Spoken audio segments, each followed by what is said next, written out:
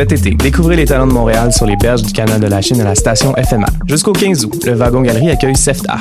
Made in Montreal et sa sélection de créateurs occupe le Wagon Boutique et vous pouvez déguster des breuvages locaux au Wagon Café. Le Wagon Stain Studio accueillera artistes de la scène montréalaise et programmation spéciale de choc.ca. Profitez des activités pour tous et toutes, de concerts, de spectacles et des initiatives locales. La station éphémère, c'est à Griffintown, du lundi au dimanche, de 11h à 23h. Plus d'infos sur stationéphémère.ca et sur notre page Facebook.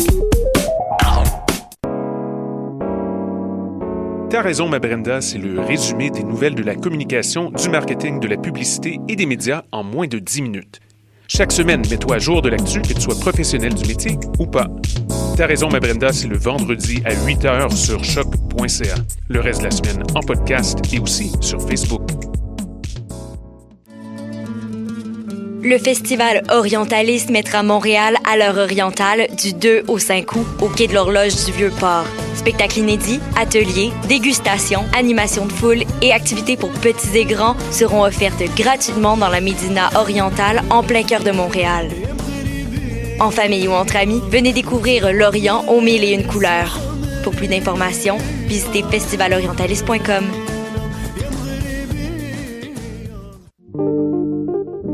Pool Hip Hop, c'est ta référence en matière de hip-hop sur les ondes de choc.ca. Chaque semaine, entrevues, chroniques, actualités et mix thématiques te seront présentés dans une ambiance décontractée. Le meilleur du hip-hop, ça se passe chaque semaine sur les ondes de choc.ca. Hey, vous saviez que choc.ca, ce n'est pas que du podcast? C'est aussi 5 chaînes musicales 24h sur 24 pour vous accompagner partout. Rock, indie pop, hip-hop, musique francophone et musique électronique en écoute gratuite et à volonté. Pour les découvrir, rendez-vous sur le site de choc.ca sur l'onglet chaîne musicale. Bonjour, ici Bernard de Rome. Vous écoutez choc.ca. Bernard de Rome, ça fait un bout qu'on t'a pas vu.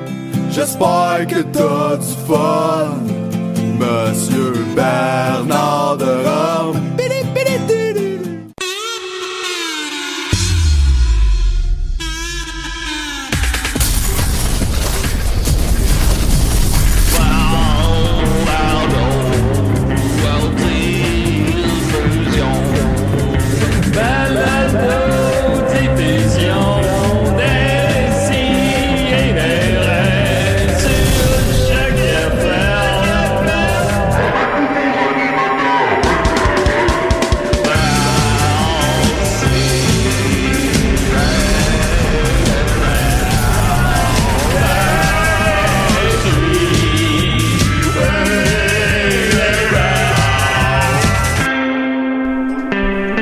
C'était pas du jus de pomme, finalement. J'ai bu toute la bouteille, moi. Non,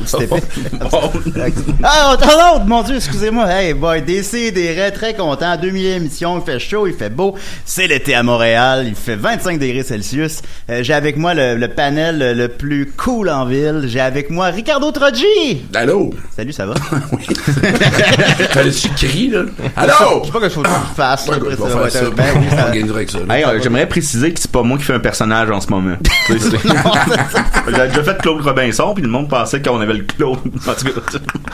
Il y en a pas beaucoup qui font Claude Robinson. Fais-y Claude Robinson. Ouais. Ah ben ça m'a fait un beau petit velours.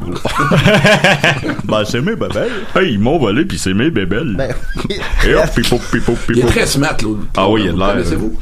Ah non, pas personnellement, mais tu sais. Moi, je l'ai rencontré 3 fois à ma Josh Rice, c'était québécois. J'ai déjà croisé, puis il est fin. Il est fin. Non, il est fin, puis tu sais, je dis, Monsieur Robinson, le restaurant il est fermé la fin de semaine, mais on va l'ouvrir pour vous.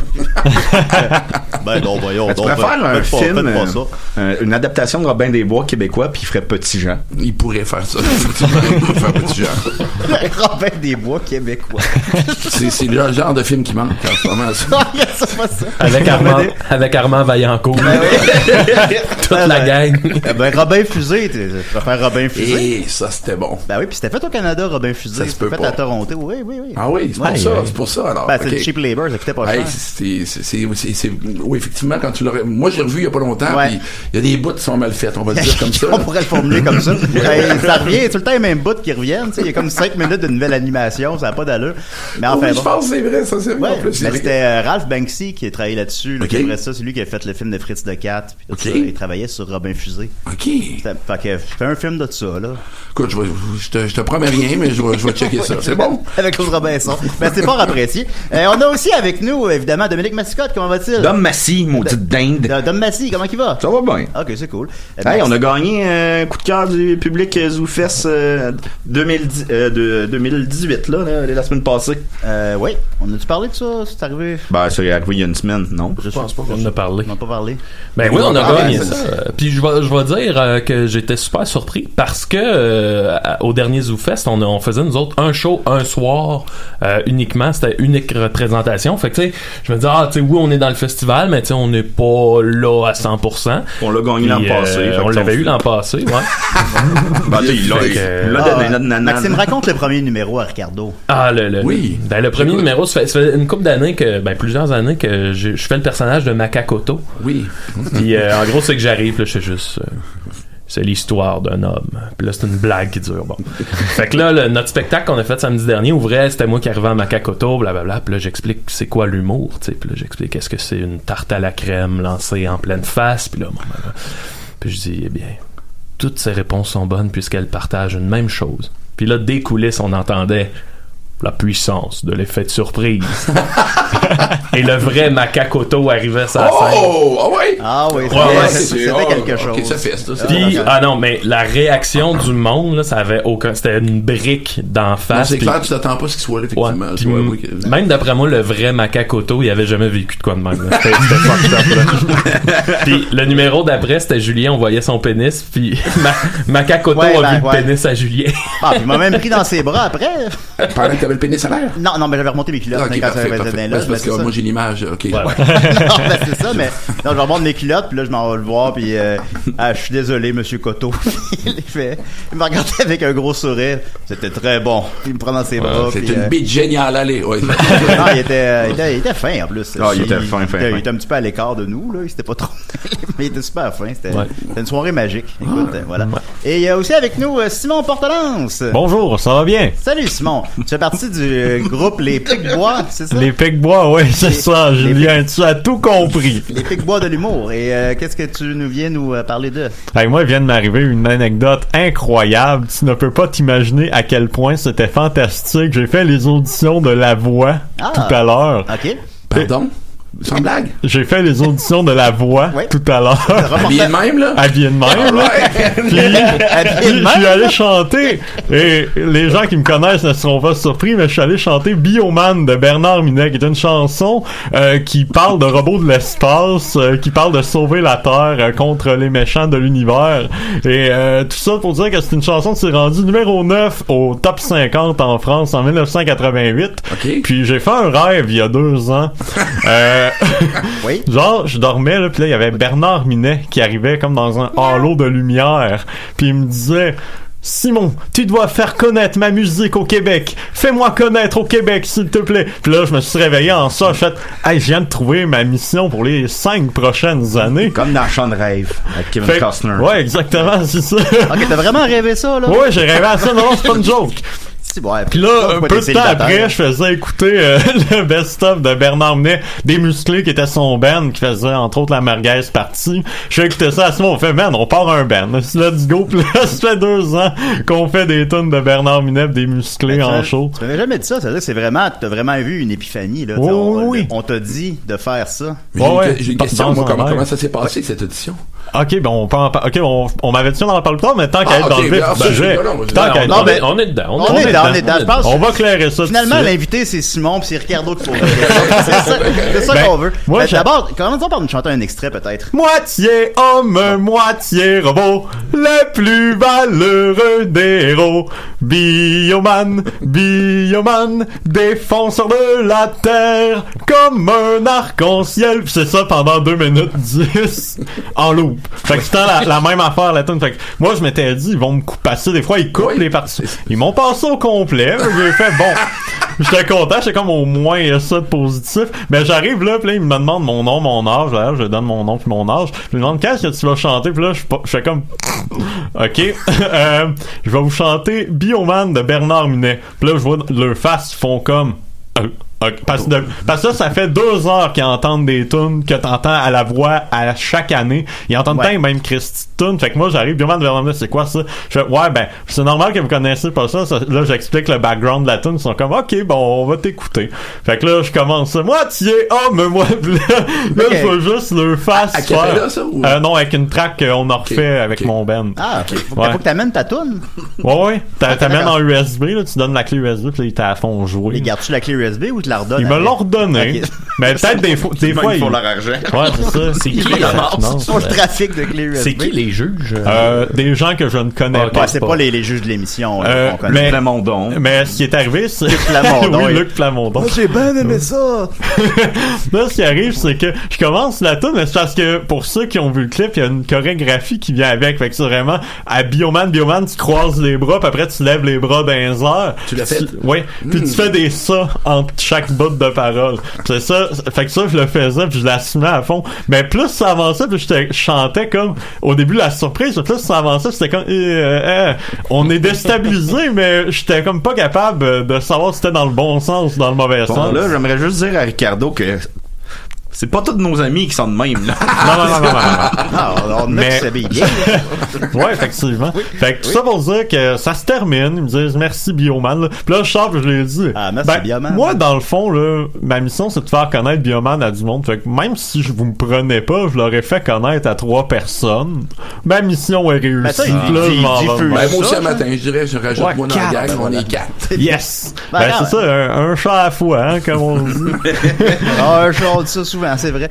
Merci Simon, Bioman a plus secret pour nous. Mais attention, il me reste la toute fin. J'ouvre la porte pour sortir, puis là tout le monde m'accueille comme un héros national. J'ai genre des claps, pas une grosse clap, mais il y a des gens qui clappaient. Ils sont comme waouh, c'est quoi ça, c'est malade. Comme c'est les gens dans le fil d'attente qui votaient, je passerai aux auditions à l'aveugle, mais je pense que les gens de la voix sont pas prêts pour les chansons de héros de l'espace et de l'avenir. Parce qu'ils ont comme pitié de toi, ou qu'ils pensent que t'es un malade, ou je pense que je suis un malade. Ouais, en plus, j'ai rempli un formulaire avant. J'ai rempli un formulaire avant, j'ai écrit que Bernard Minet, c'est mon héros, mon maître spirituel. Genre, j'en mettais. T'aides pas, ben. Non, mais je me suis dit, tant qu'à y aller, je vais y aller en ligne. Mais, tu sais, la toune met pas les chances de mon bord en partant, avec aussi bien de donner un show. Ma tante Aline. C'est dommage. Voilà. Ben, écoute, je sais pas. Ils m'ont dit qu'elle allait me donner des nouvelles. Moment de télé, je pense. Tiens-nous au courant. Ben, je pense que ils doivent diffuser depuis la famille Dion. J'ai torche solide, là. Bande d'amateurs. Ça devient viral. Puis là, au bye-bye à la fin de l'année, ils font une parodie de ta prestation à la voix. Une parodie d'un cover. Ouais, c'est hot, ça. Ah, ça serait tragique. Le futur. Voilà. Alors, Ricardo, c'est comme ça que tu imaginais l'émission? Oui, à peu près. Ça va bien. Voilà. Je suis complètement satisfait. Ben, on va continuer avec notre deuxième invité, Ricardo Troggi. Alors, je vais mettre le thème. T'es l'invité à décider. Assis-toi, ça va être temps de parler. Pas le temps de niaiser. Ricardo. J'ai eu peur que ça finisse pas, là. C'était c'est vraiment super. Alors, tu es né en 1981 en Italie et tu as fait Les Invincibles, c'est exact. Bon Dieu, t'es le premier qui le pogne du premier coup. Oui, Calix.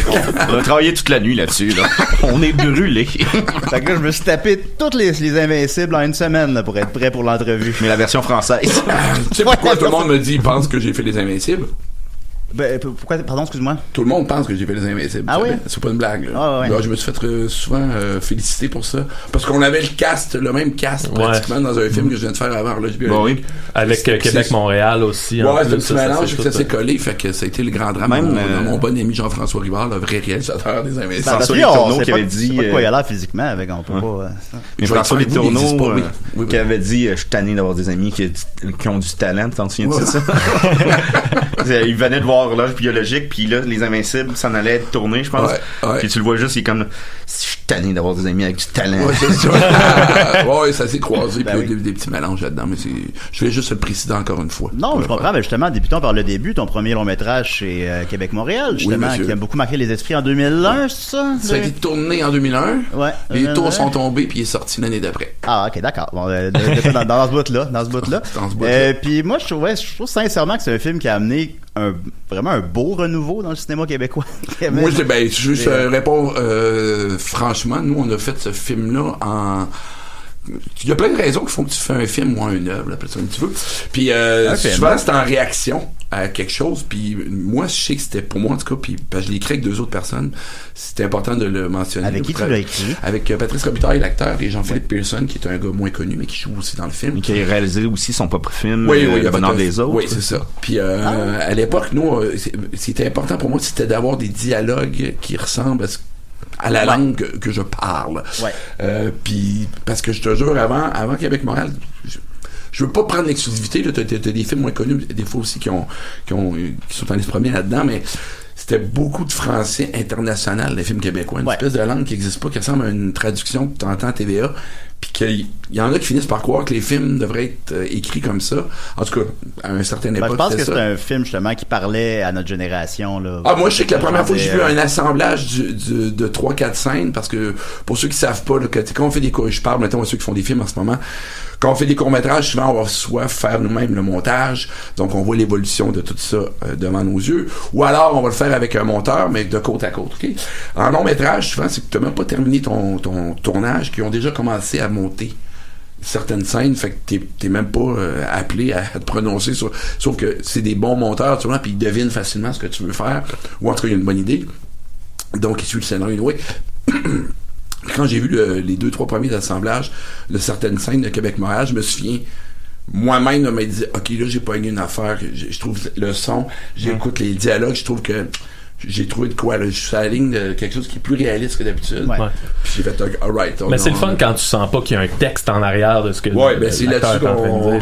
C'est fort. Là. C'est là-dessus qu'on rushait beaucoup. Là. On a gossé 1 an et demi sur un scénario, je veux dire, c'est juste du blabla, là, Québec-Montréal. Fait que on a beaucoup travaillé là-dessus, puis vraiment, j'aimerais dire à virgule près. Là, il y en a qui pensent des fois que ça a été improvisé, puis tout, là, pas pantoute. Là, ça a été gossé beaucoup. Ouais, comme ça. Chez l'Indien, t'as l'air, on dirait que ça existe pas, et pourtant on dirait qu'on connaît tout ça, qu'on sait de quoi ça parle quand même. C'est quoi les difficultés de tourner sur l'autoroute? Eh bien, la première, c'est d'imaginer qu'on peut tourner sur une autoroute et de se faire dire, pas en tout. Bon, je me suis fait dire, je vous le jure, quand j'ai fait ce film-là, j'avais 31. Puis j'avais commencé à faire des films. J'ai 35 ans, j'ai rien fait. Non, mais attends. Maintenant, ça commence plus tard. Ah ouais, c'est ça, c'est ça. Ok. Non, puis j'avais fait des courts-métrages, j'en avais fait une dizaine, mettons, entre 25 puis 31 ans. Puis dans ma tête, c'était clair que... ton micro, dans ma tête, c'était clair que je pouvais m'en aller ça à 20, puis faire le vrai trajet, puis filmer pendant ce temps-là, sans aucun problème. Jusqu'à temps que j'explique ça aux gars avec qui j'allais faire le film, puis ils ont fait comme... quand je parle des techniciens, ils ont fait comme... c'est pas de même, ça marche, tu sais. On a l'air d'une espèce de traîneau du Père Noël quand on tourne dans une voiture.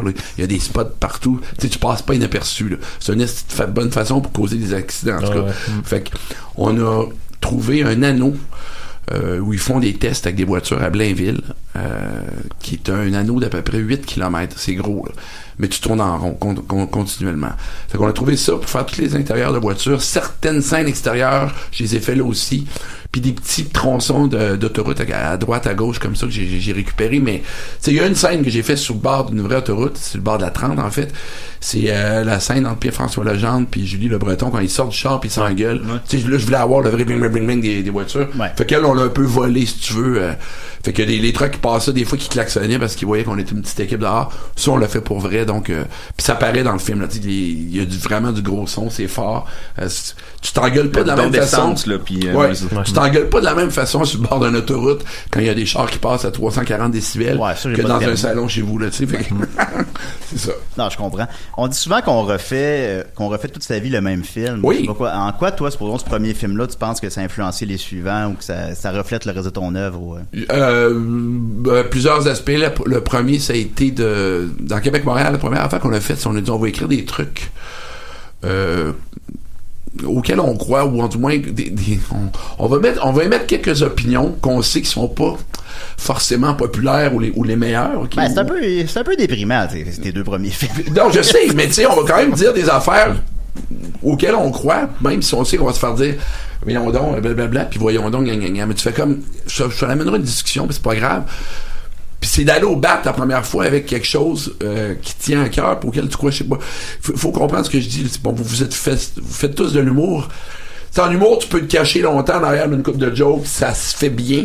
Puis quand t'essayes d'introduire quelque chose auquel tu crois plus, voir, t'en aller au bat avec ça, tu sais qu'il y a un risque plus important. C'est pas juste un risque de ça sera pas drôle, ça va être un risque de tu choques des gens. Je veux pas les faire pleurer, mais tu vas les choquer, tu vas les brasser, puis là tu vas être obligé de répondre de ces dires-là que t'as eu, puis que finalement t'assumes peut-être pas tant que ça, ou tu sais, ben j'ai songé à ça, j'ai dit ça, et là il m'arrive ces questions-là, puis je sais plus quoi faire avec ça. On a eu un petit peu de ça. Fait que ça, c'est le premier aspect qui m'a plu dans cette affaire-là, parce que ça fonctionnait à un certain égard. Fait que je l'ai traîné pour le reste de ma carrière. Puis les autres trucs, ça a été aussi beaucoup travailler dialogue avant de travailler l'image, bizarrement, même si moi j'étais quelqu'un qui était plus image avant de commencer à écrire.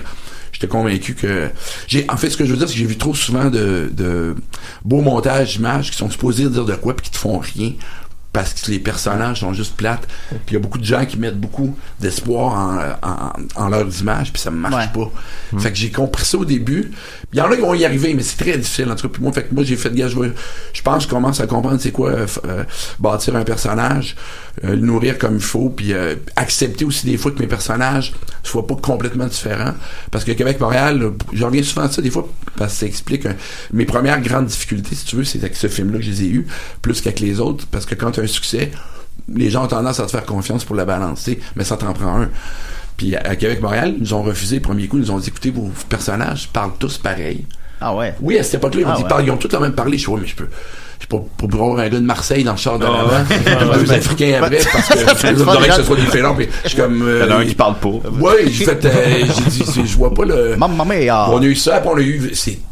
Tout le film se passe dans des voitures, les gens vont capoter, ça va être claustrophico machin. J'avais pas de réponse à ça. Sinon, aléatoire, ces raisons de refus-là. Oui, mais j'étais. Ben, tu sais, il faut qu'il coche des affaires pour que il te donneront pas. Ben, c'est parce que quand tu te présentes pour avoir 1, 2, 3, 5 millions en production, puis encore aujourd'hui, tu regarderas la liste des gars avec qui t'es, puis les filles, là, c'est du monde que tu connais souvent. En attendant, tu parles des inconnus ou des gens que tu penses qui n'ont pas de compétences, il n'y en a pas tellement. Là, tout le monde a de l'affaire sur la liste, puis on est 50, puis ils vont en donner à 4. Là, fait que, ouais, ben ça, je pense qu'ils financent 20 films par année approximativement.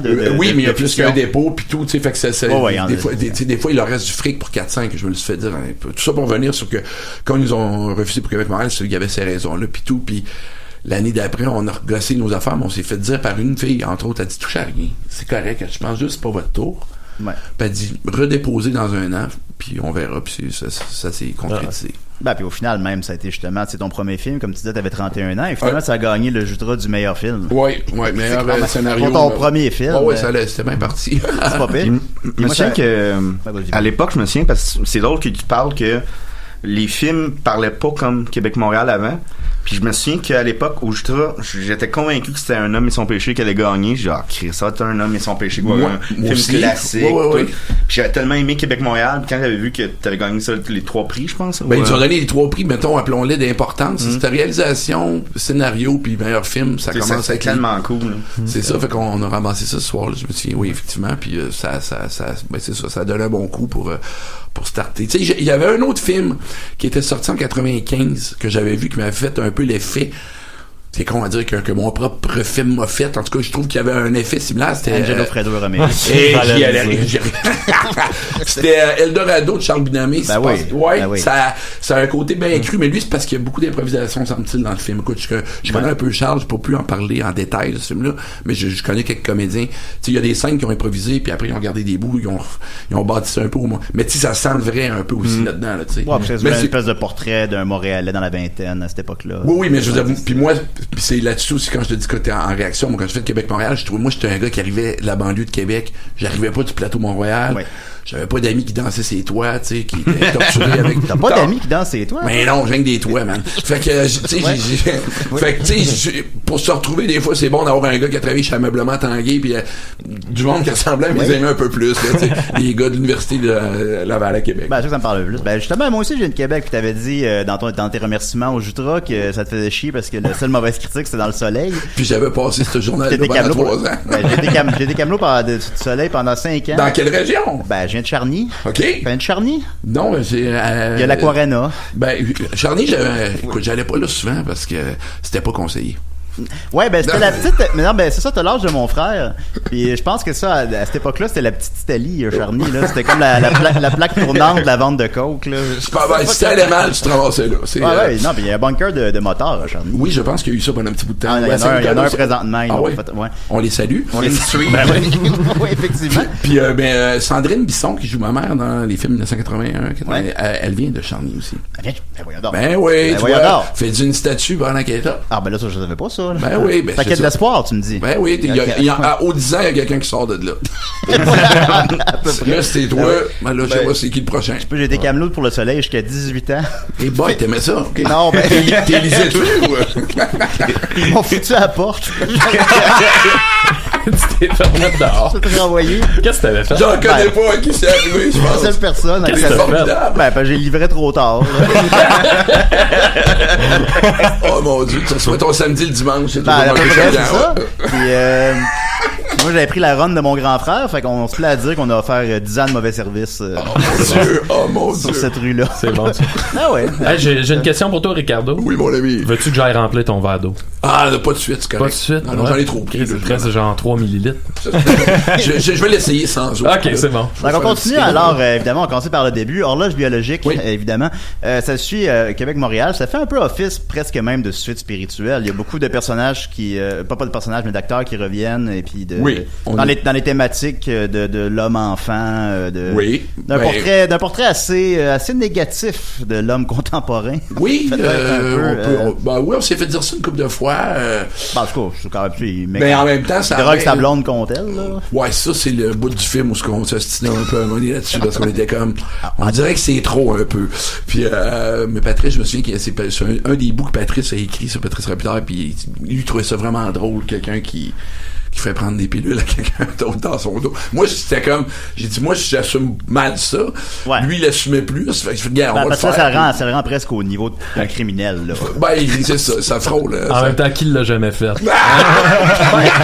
Simon, tu l'as déjà fait? Simon l'a fait à matin, à 2 personnes différentes. Au juge de la voix. Ouais. T'allais les droguer. Je vous ai amené du long chocolat. Il a un peu de chance de passer, avec un peu de drogue, là. D'après toi, pourquoi il voulait aller remplir ton verre? Mais le film a connu quand même un immense succès public. Ouais, c'est ton plus gros succès, même au box-office. Oui, est-ce que tu suis ton box-office un peu? Oui, ben on m'envoie toujours des trucs. Là. Félicitations, 1991 vient de passer 1 million. Oui, c'est arrivé il y a 2 jours. On est parti en fou. Là, il s'enligne pour faire plus que le président qui a fait plus que le précédent. Oui, c'est ça. C'est la loi logique d'un film. Quand tu en as 3, ça a l'air. Puis à 4, ça recommence à descendre. Ouais, ça, on va y revenir plus tard. Ok, je sais, je suis sûr que tu as un plan, mais tout le monde. Ben oui, ça paraît que j'ai un plan. Mais ce que je voulais dire donc, c'est que ça a connu un immense succès public cette année-là. Ça a été une grosse année pour le cinéma québécois aussi. Il y avait eu Aurore. Il y avait eu Crazy aussi cette année-là. Il y avait c'était le fun.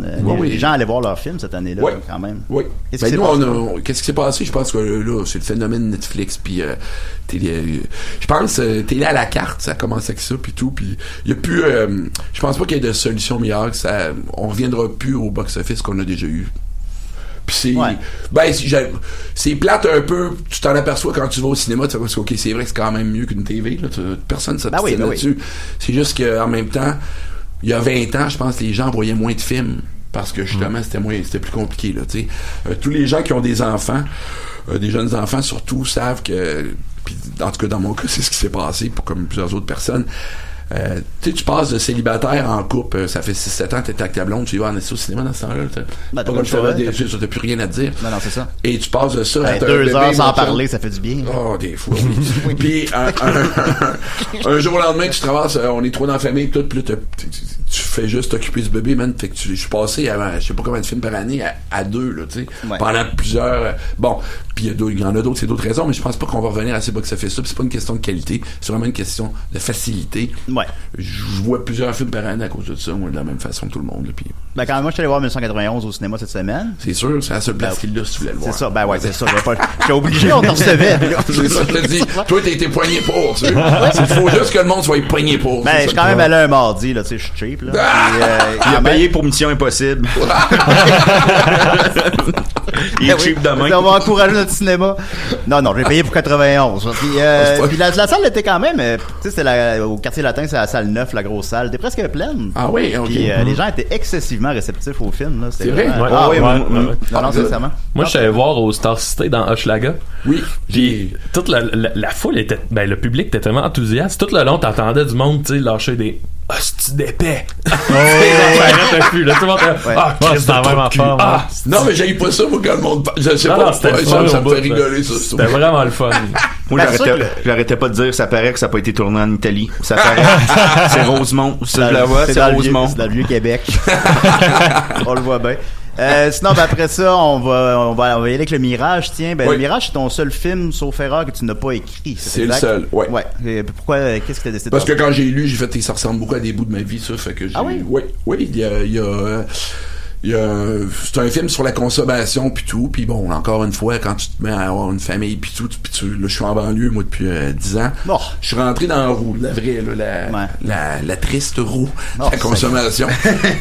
Je vais sortir bientôt, c'est juste qu'il me reste des affaires à finir d'acheter, là, puis je vais plus là. Ta blonde veut la cuisine Ikea. Pas si pire, ma blonde voulait rien savoir d'aller rester sur la Rive-Sud au début. Moi, je voulais y aller pour avoir un sous-sol, puis en tout cas, des raisons personnelles, des affaires à faire dans le sous-sol, moi. Des cadres puis, c'est le rêve d'un jeu aussi. Moi, je suis en banlieue, là, j'en ai eu toute ma vie, fait que ça fait partie de quelque chose de cohérent puis qu'il y a de l'allure d'avoir une maison en banlieue, c'est pas un bad trip. Sauf que là, je m'ennuie de la ville après 10 ans en banlieue, puis j'aimerais ça peut-être des fois aller prendre une marche, puis mais là, c'est une histoire d'école, puis d'enfants, puis de gang. Fait que je vous compterai pas ma vie de ce côté-là, mais... Les taxes municipales, c'est comment? Écoute, c'est pas facile non plus. C'est pas donné. On s'en sort pas. Et finalement, ben évidemment, la trilogie... Hey, j'ai un petit quelque chose par exemple à dire sur Le Mirage. Oui. Moi, Le Mirage, pour être très franc, là, tu m'as épaté. Dans le sens que c'est la première fois que, tu sais, 1981, la bande-annonce est tellement le fun, t'as hâte de voir le film. Tous tes autres films, c'était ça aussi. Puis Le Mirage, je dis, non, pas un petit film sur la consommation, la crise à quarantaine, tout ça. Pour vrai, ça a été mon premier feeling quand j'ai vu ça. Mais ça se peut. Coucher avec la secrétaire. Puis j'ai été le voir en salle, puis calisse que c'était bon. Puis je trouvais ta réalisation tellement brillante. Moi, la scène là, du chalet, sacrément, c'est une des... Je vais toute ma vie me souvenir j'étais où quand j'ai vu cette scène là. Ah ouais, okay. Au cinéma de Valleyfield. À l'époque j'étais beau-père, puis on avait pris Arthur, on l'avait amené chez mes parents, puis on s'est dit on va aller faire une journée. On a pris Arthur, on l'a dit à côté de nous autres, il a pas aimé ça. Mais on l'a pris, puis on prend un après-midi pour aller voir le film. Et c'était rempli de personnes. Il y en avait qui riaient de la scène. Qui riaient. Qui faisaient, il va en manger une maudite. Puis d'autres personnes qui étaient, tabarnak, l'ambiance était coupée au couteau. T'avais trouvé ça génial. Bravo. Ben, tu vois ça, c'est une scène qui est faite en plan séquence. Puis on a gossé, je sais pas, peut-être de 9 à 15 heures, de 9h à 15 heures avant de la tournée. On a fait quelques répètes, mais je pense qu'on a 5 prises. Mais toute la journée, on a travaillé juste pour faire une mise en scène comme au théâtre. T'sais. On va essayer de trouver les bons moments, on sait qu'on met la caméra exactement où. T'sais, ça a l'air de rouler tout seul, mais c'est c'est un bon exemple, ça, on se casse la douille un peu, puis ça vaut la peine après, c'est oui, effectivement. Moi, parce que quand m'a marqué quand tu s'enlèves le malaise, là, t'es comme, OK, on l'a, là, j'aurais pas besoin d'intervenir en montage, pas besoin de rien rajouter, on le file, là, tu sais. Prends des acteurs qui restent dedans aussi un petit peu. C'est long une journée de même quand t'as de quoi de... Tu sais, j'aime pas tellement... Ces scènes-là, j'en ai eu dans en tout cas différentes occasions. Scènes un peu crues c'est vraiment moins le fun à tourner que de la comédie, sincèrement. Autant qu'à regarder, des fois, t'es comme... Tu sais, j'aime... Puis c'est pas le genre de scène que j'aime bien revoir non plus, bizarrement. Les trucs que j'ai faits, que j'ai trouvé durs à faire, des fois, souvent, j'aime pas ça les revoir tant que ça. Dur, je parle émotivement, là. Pas, c'est Michel McGowan, ça a été compliqué à faire mais je peux le réécouter facile, je la trouve amusante à rechecker. Mais les trucs impliquants émotivement, je trouve ça un peu plus tough à revoir par la suite, effectivement. Parlant de plan de séquence, moi j'ai réécouté la trilogie cette semaine, puis 1987, quand il faut qu'il est dans le restaurant, puis mon Dieu, c'est vrai. Qu'il dit à tout le monde un après l'autre. Oh man, mais c'est arrivé à Aziz, ça. C'est pour mes souvenirs sont tellement clairs c'est pour ça que je voulais que ça soit. Aziz? Ah oui, Aziz, ça veut dire comme ça. Aziz. Je pensais que c'est un ami indien à toi. C'est arrivé à Azim. Non, c'est le nom du restaurant. C'est Aziz. Excusez-moi, gars. Oh non, c'est pas non. On vient de Valleyfield, donne-moi un break. Je pensais que c'était comme un genre de Ashton. C'est le feeling, ça me donne. Ashton indien. Non, c'est arrivé dans le Vieux-Québec, puis c'est ça, il a fallu que je raconte mon histoire à tout le monde. Toi, tu l'as vécu, ça. As is, oui. Ok, oui, d'accord. Mais c'est ça, je trouve, la force de cette trilogie-là, c'est que, tu sais, exemple, cette scène-là, moi, j'ai pas vécu la même chose que t'as vécu, mais je l'ai vécu à ma manière. Tu sais, quand tu chies dans la pelle à ta job, tu sais, on s'entend, c'est des estis de job de marde, là. T'es payé, genre, la peau du cul, pis là, faut que t'ailles voir ton boss, pis t'es, man. Mais c'était tout ça, pis même dans 1991, tu sais, le voyage, l'anecdote de voyage, j'ai pas vécu ce que t'as vécu, mais je l'ai vécu. J'imagine que oui, c'était un peu ça le but. Être pogné d'une ville avec pas une esti de scène, c'est tout le monde, il y a pas. C'est tout ça, mais mais l'anecdote, moi, c'est la scène c'est le char scrappé. Oui. C'est la scène, je pense, qui m'est restée de ce film-là, moi. Parce que ça m'est resté dans la vie, moi. Mais là, tu l'as raconté, mais dans le film, je pète le char, puis là, il y a toute la scène, après, il faut que j'explique. OK, dans la vraie vie, j'ai eu ça, mais dans la vraie vie, le boss, il m'a gardé, puis la semaine d'après, j'en ai pété un autre, mon vieux. C'est juste que dans le film, ça devenait niaiseusement répétitif, puis pas nécessaire d'avoir ce deuxième incident-là. Même les gens seraient peut-être dit c'est trop gros. Oui, mais man, j'ai la deuxième, là, c'était fou, là. J'ai rentré dans un mur en voulant faire salut à des filles avec une décapotable. Dans une affaire à la Ferris Bueller, là. Non. Puis c'était une décapotable au mois de novembre, mon gars, là. C'était pas le temps, là. Faire le toit pour faire salut à mon champion des filles. J'ai slidé, bang, dans un bon mur du Vieux-Québec. Ils sont là depuis 400 ans. Fait qu'ils c'est pas avec un Mercury Baron, on va le faire. Puis c'est ça, j'ai été sacré. Là, j'ai été sacré à porte sur le champ. Fait bon là, Ricardo, là. Et où la ligne de ce que tu mettrais dans un film pour amuser le monde, puis de ce que tu garderais pour toi? J'en ai plus. T'en as plus? Non, sincèrement, j'ai plus c'est gênant, plus. Ouais. On s'entend, j'ai pas tué personne, puis j'ai pas de joke de même, genre pauvre petit, jamais plus sauve, on l'a fini à coup d'arbre. Parce que tu t'es pogné à cause que t'as fait un film là-dessus. Non, en même temps, te faire pogner en train de te crosser des affaires à même. Ça, je trouve ça drôle. Je trouve ça humain, en fait. Tu dis que tu t'es fait pogner en train de te faire crosser, là. Ouais. Ça peut être gênant, mais je pas tant que ça. Ça arrive à tout le monde. Je pense que pas mal tout le monde se ramasse avec la graine à mauvais moment, au mauvais. En tout cas. D'après toi, pourquoi il voulait remplir ton verre? Toi, je remarque depuis le début, on le voyait qu'une main, hein, pas l'autre. Oh! Tout le monde se crosse en dessous. Personne ne se crosse présentement, là. S'il vous plaît. On a perdu le contrôle, Julien. On reçoit Ricardo Trogi, crossez-vous pas, là, s'il vous plaît. Au départ. Mais moi, je me dis, une heure, les boys. On vous demande une heure. Faites ça avant, puis après. Fait que. Capable de te contrôler. T'as quoi ma question? C'est pas grave, tu reviendras plus tard. C'est ça, je reviendrai plus tard.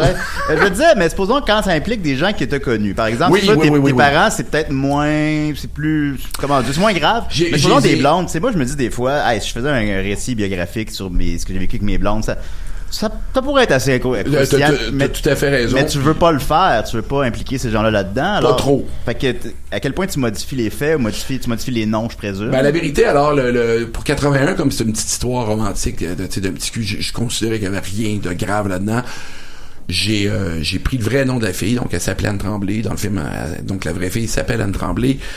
Sauf qu'il y a un avocat qui m'a appelé juste avant qu'on tourne, puis qui me dit, il dit là, bon, je passe à travers, puis c'est un procédé, je veux dire qu'on fait tout le temps, qu'on fait des films. Et il me dit, est-ce que les gens, c'est le vrai nom? Je dis oui. Il dit, ben là, faut que t'ailles l'accord de tout le monde. Je fais, fait qu'il y en a, j'ai juste gardé le prénom, j'ai enlevé le nom de famille, parce que ça me tentait pas d'appeler tout le monde, mais elle, je trouvais ça important d'avoir son nom complet. Fait qu'il dit, ben là, tu vas l'appeler, puis tu vas m'avoir une preuve écrite qu'elle est d'accord. Puis j'ai fait OK. Fait que je m'étais comme débrouillé pour écrire une lettre d'amour 26 ans plus tard. Ben oui. À une fille. Écoute, je sais pas si tu viens, mais en 81, j'étais vraiment bien en amour avec toi. J'avais 38 quand j'étais en train d'écrire ça, là. Fait que j'étais comme, en tout cas, voilà. Fait que j'ai envoyé ça par Facebook, et elle me répond, oh mon Dieu, c'est très flatteur. Moi aussi, pendant un bout de temps, je trouvais le fun. J'aurais aimé ça le savoir en esti, mais bon. Son bras a frôlé le tien. Mais, ouais, ben, c'est ça. Puis, fait qu'elle, j'ai fait ça, mais les autres, la deuxième, dans 87, j'ai été obligé de changer le nom, puis pour 91 aussi, parce que là, les filles sont plus vieilles, puis c'est pas toujours exactement comme ça s'est fait. Ben, c'est logique, c'est normal. C'est touché d'impliquer des gens. Oui, mais mes chums dans 87. Eux, ils feront pas un film. Non, pour répondre. Ils vont raconter leur point de vue de la situation. Ben, c'est ça. Pas de film, pas de point de vue. T'en feras un film, toi. C'est ça. Trouve-toi 5 millions, pis fais-le ton point de vue. Il paraît que. Ça serait hot. 1991, ce point de vue. Le Ricardo, c'est un tabarnak, là. C'est ça. Hey, s'il y a pas longtemps que je pensais à ça serait très amusant. Le point de vue de la fille grecque dans. Ouais, je passais pour un moyen, en tout cas. Ben oui. Qu'est-ce qu'elle dit dans le film? On le sait pas parce que je l'ai jamais su, fait que j'ai fait. Il y a personne qui va le savoir non plus. Si t'es grec, elle dit quelque chose qui est cohérent, là. Je me souviens même plus parce que sur le tournage, j'avais une vraie personne grecque. J'ai dit, gars, coach-là pour qu'elle dise bien, parce que malgré le fait que ça soit une grecque, l'actrice, c'est une grecque comme je suis italien, tu comprends? Donc, elle est née ici à Laval, déménagée rapidement à Toronto pour son travail. Donc, elle est anglophone plus que francophone, puis elle a une bonne base de grec, mais pas. T'sais, elle l'a pas sur le bout des doigts, fait qu'on avait une grecque là-bas qui l'aidait pour la prononciation, puis j'ai voyé travailler dans le coin, puis le gars elle fait juste dire quelque chose que je comprenne pas, puis elle regardait la scène, puis elle a fait dire des trucs, mon vieux, puis je les ai fait écrire parce que je voulais les avoir à l'écran, mais je l'ai jamais su, puis j'ai toujours trouvé ça très drôle, tu sais, de me faire regarder par quelqu'un, puis j'étais là, t'es comme, ça a l'air mon tabac, tu sais, je sais pas. Puis il y a d'autres moments où elle me parlait aussi en grec plus intime que j'ai pas mis dans le film, mais ouais, c'est ça. Puis je reste encore avec un grand mystère. C'est non-taxe qui paye ça. Ce personnage-là est tellement. Fais-toi rembourser par tes taxes. Ce personnage-là est tellement rempli de passion. Tu sais, ce qu'elle dit, c'est important pour elle. Mais dans l'histoire, on s'en calisse. Ben, j'aime bien peut-être un peu dans cet ordre d'idée-là, justement, qu'à la fin des films, tu me corrigeras si j'ai tort, mais le personnage apprend rien. Il apprend pas de. Comme dans la vie. Hein. Ben, c'est ça. T'apprends pas de leçons, là, de tes break-ups. T'apprends pas de leçons. Exact. Tu continues. Moi, je suis d'accord avec toi là-dessus, mais c'est pas tout le monde qui est d'accord comme tu l'es. Parce que si tu suis des cours de scénarisation ou si tu travailles avec des co-scénaristes, des fois, ils vont insister pour qu'il y ait une évolution dans les personnages, pour que tout le monde... Puis ça vient de là, je pense, en fait, ma réaction, c'est-à-dire que quand j'ai vu beaucoup de films, moi, où le gars se fait dire de quoi, puis tu sais, des films un peu à la Rocky, ça va pas bien. Le cinéma, c'est un système de causalité constant. Je pense que oui, puis tu sais, je prends le cas de Rocky, c'est quand même un très bon film, le premier du moins, puis je veux dire, mais il y a plusieurs films où, tu sais, le personnage principal fait une gaffe, à un moment donné, son mon qui dit de quoi, puis mon Dieu, c'est vrai, j'aurais jamais dû m'habiller de même, puis là, il change, il s'habille bien, puis sa vie va bien, tu sais. Puis j'ai toujours eu l'impression que c'était trop rapide, puis je me suis fait dire des fois, ton personnage, il est comme à la même place au début, puis à la fin, je dis moi, mes changements se sont opérés sur 10 ans des fois, pas sur 15 minutes. En fait, je pense souvent que tes films se terminent avec l'espèce d'amorce de l'évolution à venir. Tu sais, on devine amorce. C'est ça. Mais c'est bien assez pour moi. Ouais, ben exact, je comprends. Moi, une fois, avec mon ancien coloc, on avait fait un road trip, j'avais été un petit tas de merde. Je me souviens très bien que sur le chemin du retour, on est dans le char, puis je regarde dehors, puis je savais pas ce qui était en train de se passer, je savais pas comment j'avais évolué, mais je savais Ah, ok, non. Ok, un petit déclic. Oui. Puis ça serait le générique à ce moment-là. C'est petit de même, c'est vrai, c'est pas vrai là, que tu sors de chez vous le lendemain en chantant puis t'es plus pareil. Enfin, ça fait très film puis tout, puis je pense qu'il y a moyen de faire autrement que ça. Puis enfin, c'est une très bonne observation, monsieur. Moi, ça va être quand le huissier va venir cogner à ma porte. Ça s'en vient, Dom. Il y a de quoi sur Québec-Montréal que j'ai oublié de dire tantôt. Oui. La question que tout le monde se demande, Montréal-Québec. Un retour? Le 2, là. Ben, je sais pas ce que je ferais avec ces personnages-là exactement. Ben, parce que là, c'est pas pire, parce que là, le temps s'est écoulé, là. Ça fait. C'est écoulé pour le vrai, ça va faire 20 ans. C'est un film culte au Québec, quand même, là. Où ça l'est devenu tranquillement. À mon avis. Ben, avec une génération, en tout cas, là, du moins. Je pense que les gens seraient excessivement enthousiastes. Je pense qu'il y aurait un bon box-office. Il y aurait un bon box-office. Ben, t'as le privilège d'avoir connu seulement des succès publics, en plus. Tous tes films ont marché. Oui, ça, je le dis pas souvent, mais effectivement, c'est un privilège, parce que j'ai vu des bons films aussi qui n'ont pas marché, fait que je sais pas trop quoi penser de ça. Angelo Fredo Romeo, ça n'a pas marché. Ouais, mais il y avait une raison aux autres. French Immersion. Je pense que le monde aime ça quand les gens dans le film ils parlent comme le vrai monde. C'est ça. C'était Marcel Gamache qui disait ça dans le temps. Marcel Gamache disait ça? Ouais, il est mort tout de suite après. C'est ses dernières paroles. Ce que tu me dis, c'est que tu y penses pas encore. Tu penses pas vraiment encore à ça. D'abord, le film, comme je l'ai écrit à 3, il faudrait que je réécrive à 3 parce que je m'en irais pas là-dedans tout seul. Ouais. Puis je connais un peu l'horaire de mon ami Patrice Robitaille, qui est quand même quelqu'un. Il est très occupé, là. Il tourne beaucoup, ce gars-là. Il aime beaucoup le maïs, hein. Aussi. Il y a 2 affaires importantes dans ce gars-là. Il y a ça. Oui, c'est vrai. Puis, ça pourrait arriver, mais les 2 fois qu'on en a parlé, on a l'impression, en fait, qu'il y a un risque de briser le premier si on fait un mode je comprends le principe. J'ai ce feeling-là aussi. Des fois, c'est rare que, 20 ans plus tard, on dirait qu'on essaye de reproduire c'est comme une deuxième date qu'on essaye de reproduire. Ouais. Puis, Cruising Bar, je pense, Michel Côté voulait pas faire le deuxième. Ouais, Ils ont beaucoup insisté. Ouais. Je parle des distributeurs, puis des gens du milieu, sachant que ça allait absolument pogner puis tout. Mais lui, je pense qu'il avait l'impression, dans son fort intérieur, qu'il avait fait le tour de ce qu'il avait à dire. Le 2 s'est avéré être un genre de remake du 1. Je pense que oui. C'était clairement moins de fun que le premier pour moi. Je voulais pas trop me prononcer, là. Je sais pas si c'était. C'est pas. Mais non, Frozen Bar 2, c'est vraiment pas bon. Moi, j'avais trouvé ça moins de fun, en tout cas. Ouais, non, moi, quand j'ai vu Cruising Bar 2, j'avais pas vu le 1. Fait que non! Ouais, moi, je suis jeune, hein. Moi, je sais que ça aurait pas quand même. Cruising Bar 2 avant. Ouais, mais je trouve que quand même, pour un jeune, tu fouilles dans les vieux stocks. Ouais, quand même. C'est mon dada. Mais l'affaire, c'est que j'avais vu le 2, pis j'ai comme fait, c'est quand même rigolo. Je dis, je vais aller voir le 1, pis là, j'ai vu le 1, fait, wow, c'est donc bien meilleur! Ok, bon, ben. Le 1 est un remake du 2. Fait que genre, le 2 a comme une barre. Comme cheminement, ouais, c'est super, ça. Habit de ville, j'avais entendu habit de Brésil. Je conseillerais de faire ça avec les Police Academy aussi. Toujours ravi. Le 7, le 6, le 8. Mais là, c'est quand le retour de Kenny, là? Kenny 2, il faudrait retrouver l'acteur. Non, mais il est décédé la dernière. Il faut rebooter, enfin. Je sais pas si il est mort. Ouais, c'est quoi t'allais dire? J'étais allé le voir au cinéma, ce film-là. Ah oui? Ben, c'est un gros succès, ça. C'est un film de Claude Gagnon. En 1987. Ouais, tu vois ça dans 1987. C'est sûr, c'est la même année, man. Puis je l'ai pas mis dans le film pour des raisons personnelles, probablement. Ça me tentait pas d'en revenir là-dessus. Ma mère nous avait fait écouter ce film-là quand on était très jeunes. Pourquoi? Puis, je sais pas.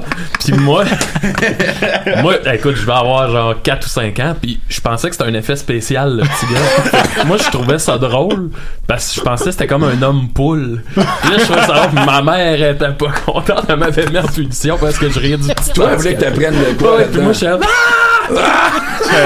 un homme poule. Ben, je pensais que c'était ça le film, genre. Puis là, il se fait attaquer par un chien. Mon Dieu! Hey, ça arrive-tu dans le film? Oui, il se fait attaquer par un Doberman. C'est vrai. C'était le humiliant. Évidemment, si on est sur le sujet des suites, la question que tout le monde se pose. Est-ce que c'est bel et bien une trilogie? Est-ce que ça va bel et bien s'arrêter là? Je le sais pas. On le sait pas. Je suis très honnête, je sais pas. Moi, je pensais à ça, puis c'est... On pourrait Moi, je suivrais ça tout le temps. Je suivrais ça toute ma vie. Je vais t'expliquer. T'en fais 1 ou 5 ans, moi, aller le voir. Je pense si c'est fait de façon où, en tout cas, je prends des moments importants, pas juste pour pour refaire un autre film, tu sais, parce que je suis quand même capable de trouver du jus là, dans les prochaines années. C'est juste de savoir à quel moment ça va être ça va devenir trop proche de ce que je suis en ce moment. Tu comprends? Tout ce qui est intéressant pour moi, c'est d'avoir un recul sur cette époque-là. Ouais. Ça me permet d'en rire plus facilement. Quand ça devient plus croustillant, ben là, si tu viens dans du Québec-Montréal, puis de l'horloge biologique, tu comprends? Je suis plus dans... Ça, c'est d'autres choses pour moi, ce type de film-là. Fait que je sais pas. Ben, j'ai une idée pour toi. À la place de faire les prochaines années, pars de ta mort, puis reviens, fait que tu vas pouvoir te surprendre aussi. Je me suis posé 2019, c'est là que je me vois me rendre. Je me suis posé la question, admettons que tu le fais jusqu'au moment de ta mort, qui réaliserait? Ça va être toi, je pense. Bravo, Maxime! C'est un contrat. Bon, ben. Fait que là, dans 2018, il va y avoir un bout qui se passe ici? Ben, il faudrait, je pense que c'était vachement sympathique. Ça, merci. T'es bien fait. Il reste 10 minutes. Attends un peu avant de te prononcer. On sait jamais. Puis j'ai une question concernant aussi la... Puis ça, c'est la première question que j'avais eue. Quand j'ai vu 1981, j'avais l'impression que ça allait parler d'un enfant qui aimait le cinéma. Oui. Puis le cinéma est très peu abordé dans... Tu sais, il y a le poster de Brian De Palma dans le 87. Oui. C'est quand le cinéma, toi, ça a rentré dans ta vie, mettons? La vérité, c'est qu'à 17 ans... donc, en secondaire 5, mettons, quand je pensais ce que je pouvais faire dans la vie, le cinéma, ça m'intéressait un peu, mais je vous le jure, les films québécois dans les années 80, c'était pas fort. Il y a un petit creux de vague. Hein? Oui, ça parlait pas beaucoup, en tout cas, à quelqu'un de 17 ans, puis j'étais comme, je pense dans la vie, je vais faire des annonces, moi. Je voulais être sur un plateau. J'ai jamais entendu ça. Je te le jure. Je te le jure. C'est la seule truc que je voyais logique. Je suis comme, bon, ils en ont besoin. Puis à cette époque-là, il y avait comme les annonces de McDo étaient bien le fun. Il y avait comme 2-3. Chanter. Non, mais ça nous faisait rire. Fait que j'étais comme, là, à TV, c'est pas la meilleure affaire qui se passe, les annonces. Donald Pilon à pizza. Du pepperoni, de la poutine. J'ai jamais entendu quelqu'un qui voulait faire du cinéma, mais il voulait faire des annonces. Parce qu'il aimait les annonces de McDo à TV. Ça a commencé de même. Puis, oui, puis pour revenir à ta question, donc c'est dans le 91 en fait. Tu sais, j'ai mis une scène ici à l'UQAM où ça s'est passé. Puis j'en mets pas trop parce que je trouve pas ça pertinent. En tout cas. Mais tu sous-entends une suite à ce moment-là parce que le professeur lui dit ta quadrilogie. Non, ben ça c'est parce que c'est un moment où l'acteur lui s'est tenté de rajouter ça. Tu fais, vas-y, je trouve ça amusant, puis c'est tout, tu sais. Mais j'en ai pas parlé, puis je trouvais pas ça. Je trouvais que je voulais que ça ressemble au même parcours que tout le monde, pas. Je parlais de cinéma, puis c'est un film dans tu comprends? Fait que je voulais éviter. Attendre avant de parler de ça. Ça peut arriver, là, mais. À la place de faire Québec-Montréal, tu peux faire 2009 où est-ce que tu filmes Québec-Montréal, puis là, c'est ça qui. Ça aussi, j'ai pensé. C'est ça. Tout le monde te dit. Là, c'est bien, je comprends. Toi, tu penses à ça à journée longue, là. Mais ça serait, j'écouterais ça. Ben, moi aussi. Qui jouerait Patrice Robitaille? Bryan Adams. Non, aïe, aïe. Le gars qui va Pierre-Luc Funk. Steph Cars. C'est la fois. Ben voyons, c'était avec Steph Cars. 2009. C'est spécial. Benoît Gouin, c'est Michael Keaton. Ah oui, maintenant on fait le tour. On va continuer avec des questions du public. D'abord, j'ai une question de ma mère. Mais cool, sa mère. Ginette, là, c'est... Une femme charmante. Elle n'est pas choquée à cause qu'on a parlé de Charny, j'espère. Ah non, tu diras, Ricardo, que que ta mère, donc elle, est à l'origine de ses retrouvailles avec son vieux prof Michel Dagenet. Il suivait mes ateliers d'écriture et il m'a parlé de son ancien élève. Hey! Mais je connais bien Michel Dagenet, là. Ça a l'air que ma mère est c'est à cause d'elle que tu l'as retrouvé. Oh mon Dieu! Ah ben tu dirais que je l'embrasse. Écoute, t'embrasses, maman de Julie. T'embrasse. Voilà. Il t'embrasse. Ouais. Oh mon Dieu! Ma maman qui est une Bernatchez aussi, puis je suis très content dans 1981 qu'il y ait un Bernatchez. Hey, c'était mes amis à Cap-Rouge, oui. Ben, il y avait une famille. Il l'appelait Bernachier, ça, j'ai moins aimé ça. Ouais, tu as jamais vécu ce joke-là? Ben oui, j'ai vécu ça. Bon. c'est pas facile. On n'est pas innocent dans ce dossier. Non, c'est pas facile pour personne. Ensuite de ça, Jean-Thomas Jobin demande-lui qui est son meilleur ami. Ah, c'est qui est con. Non, j'ai dit que c'était lui, mais c'est le gars que je vois le plus souvent depuis 6 ans. Ah oui? Ouais, parce qu'on joue au hockey ensemble 3 fois par semaine. Fait que j'ai dit, selon les statistiques, je pense que t'es mon meilleur ami. Mais on n'a pas eu d'émotion après ça. Fait que je remets doute un peu ma suggestion des fois. J'ai comme l'impression qu'il est peut-être pas trop, je sais pas trop. Ben voilà, Jean-Thomas, ça répond à ta question, évidemment. Ensuite de ça, mon frère, qui est sensiblement ton âge, demande Juste la famille à Julien. En 1981, la prof fume des cigarettes. Oh oui. Et mon frère, il a ton âge, il était là dans ce temps-là, puis il dit c'est pas vrai que les profs fumaient des cigarettes dans l'école. C'est vrai, puis c'est vrai jusqu'en 80. Dans mon cas, jusqu'en 85, Josette Marcoux, biologie, compagnon de quartier.